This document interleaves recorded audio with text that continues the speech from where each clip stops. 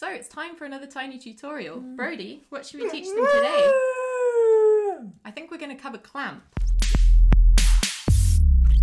So you might have run into this behavior if you've used Scroll Trigger or Scroll Smoother before. Sometimes scrubbed animations that are above the fold, like this one, look like they're already partway through when the page loads. So why does this happen? You can set triggers for all scroll triggered animations which get converted into numeric values. So when standard animations pass the start point, they play, but scrubbed animations are different. Scrubbed animations are tied to the scroll progress. So their duration is stretched out between the start and the end markers. So when the page loads, if scrubbed animations have gone past their start marker, they've already started playing. And if they never hit their end marker, they never finish playing.